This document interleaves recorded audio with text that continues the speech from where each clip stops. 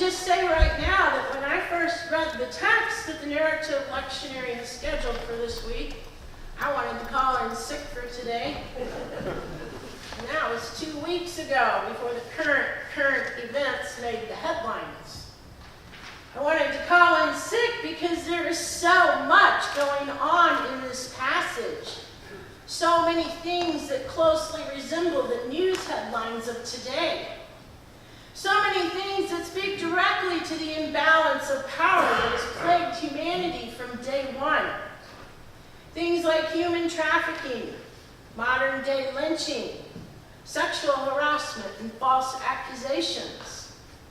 This ancient text doesn't fool around. It takes a flying leap right into the middle of modern life and politics. And it does not in any way reinforce the competing popular narratives. And that has had me in a quandary all week, because I have approximately 15 minutes here to turn this text into some kind of meaningful message, which almost seems impossible. So all week, I've been asking the question, why this text, oh Lord? Why now? And of course, the answer is obvious. Texts like this appear precisely when they need to, because they have something to say, because they speak into current events. That's why it's a living word. So as difficult as it is absolutely essential that we talk about this today, because it is a story that is still unfolding. It is unfolding in our state capitals, our Congress, and our White House. It is still unfolding in our churches, our workplaces, our schools, and even our prisons. This story is not just about some other world long ago and far away. This is our world too, the world that we live in today, which makes it very tempting to attach it to all sorts of contemporary issues like the Me Too movement, or to human trafficking, or to modern day lynching.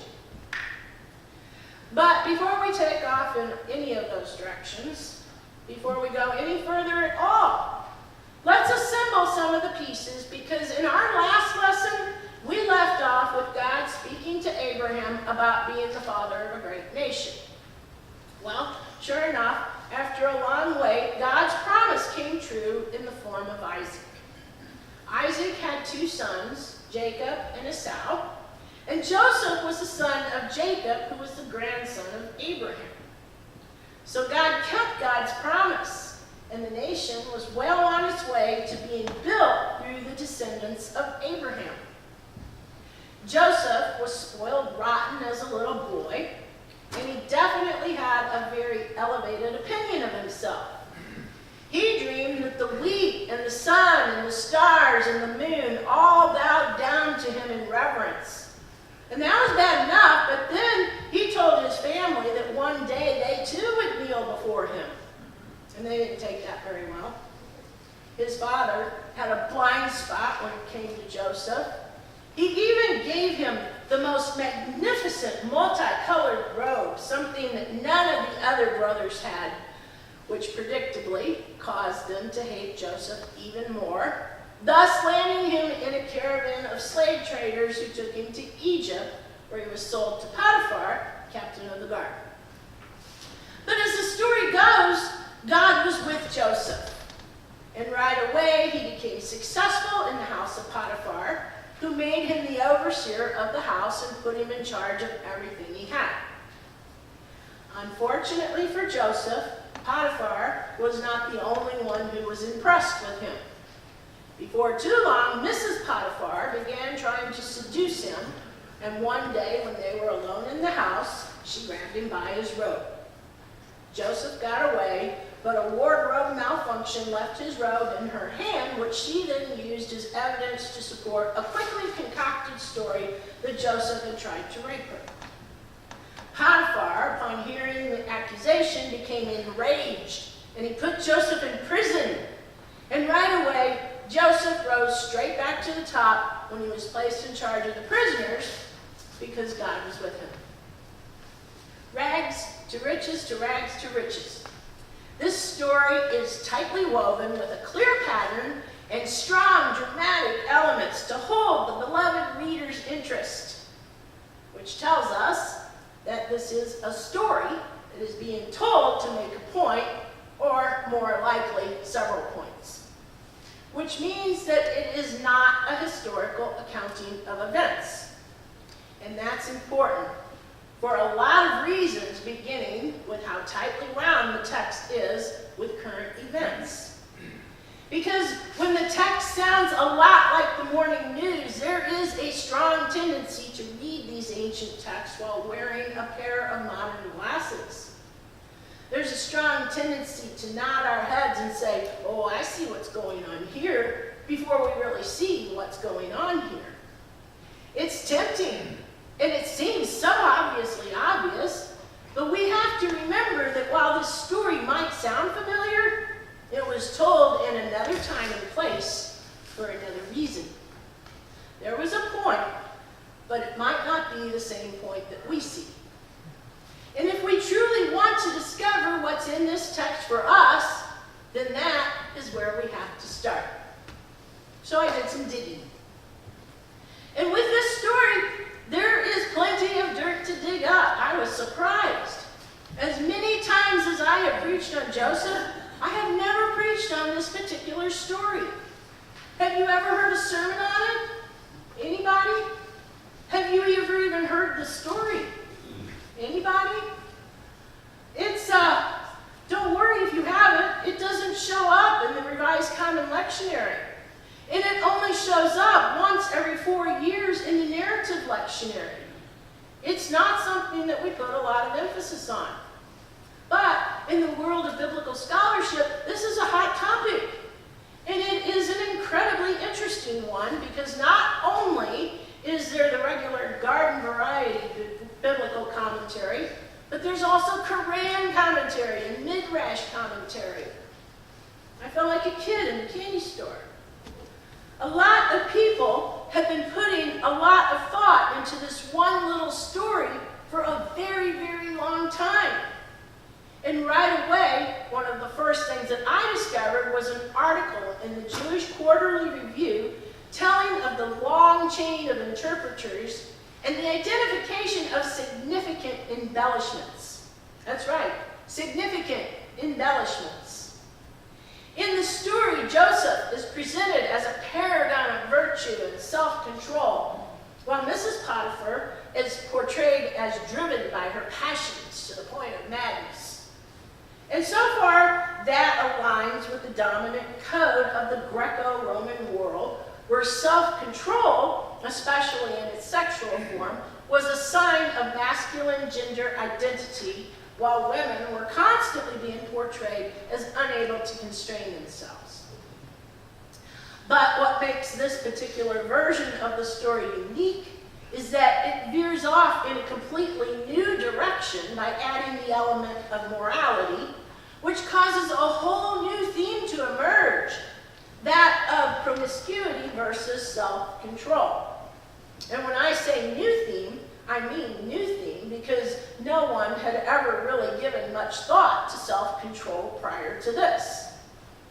Joseph is supposed to represent an ethical model of temperance and chastity, sending the message that sexual promiscuity is the mother of all evils, separating men from God and leading them toward idolatry. Therefore, the righteous man does not look on a woman.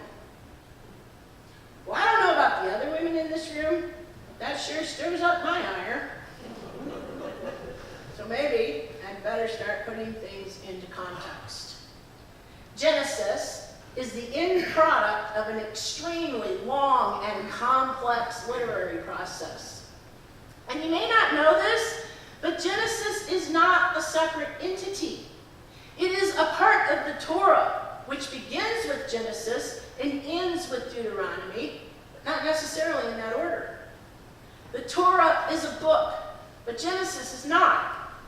And the Torah, as it turns out, is like this huge cut and paste project from all kinds of different sources, but not like a story added here and a story added there.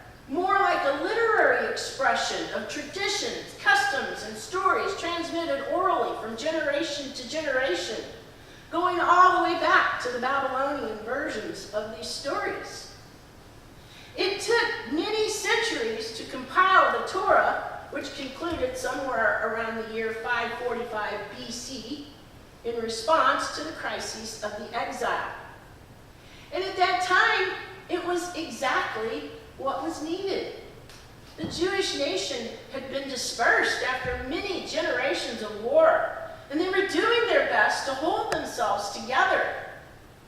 They were asking hard questions like, where did we go wrong? And the Torah, like the rest of the Hebrew Bible, was an attempt not only to answer the questions, but to prevent them from making the same mistakes again.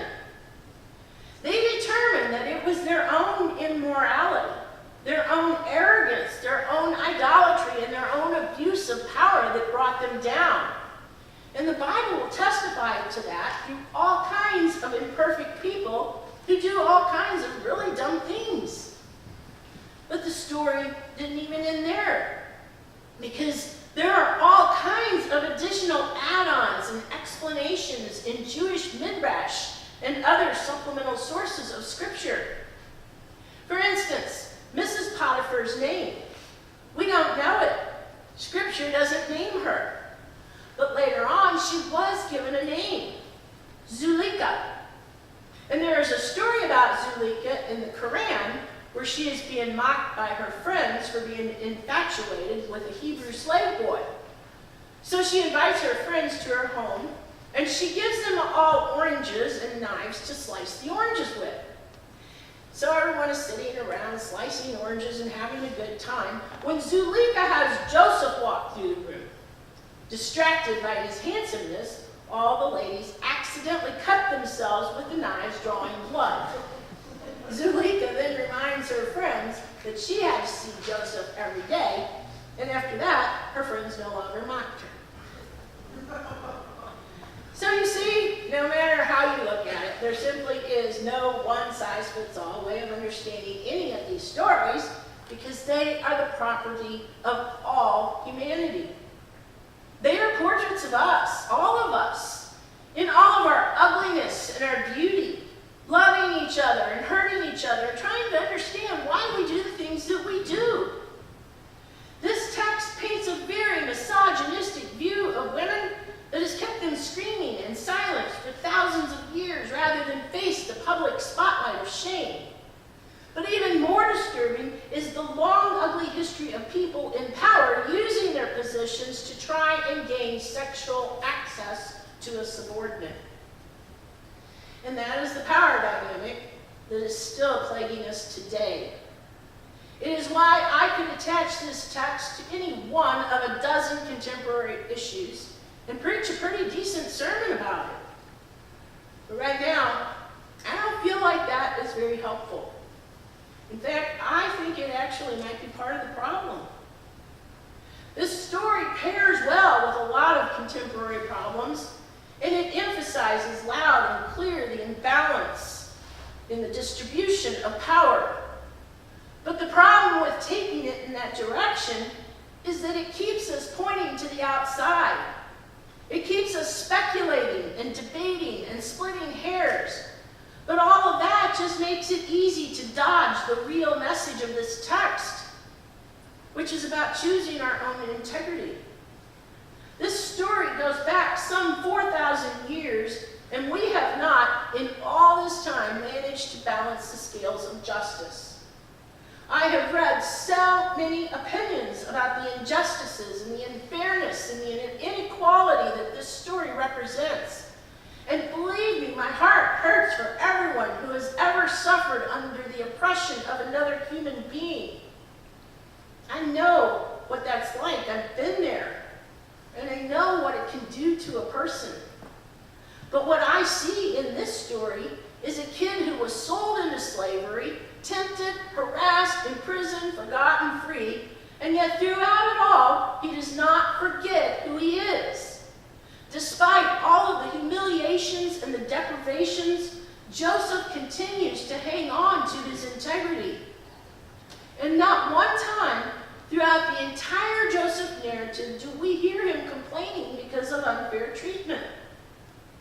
At the very beginning and end of this passage, we hear the Lord was with him. Could it have been that Joseph was very aware that God was with him there and everywhere? Could it be that he learned something powerfully important in his experience at the bottom of the well? Could it be that he sensed God's presence with him? I cannot change the world, but I can choose my integrity. We all can. And maybe that's what changing the world comes down to. Choosing our own integrity above all else. Because if we live with integrity, everyone can see. If we do what's right, if we live well, people will know the Lord is with us. And I think that's a really good place to start. May it be with you all according to God's word. Amen.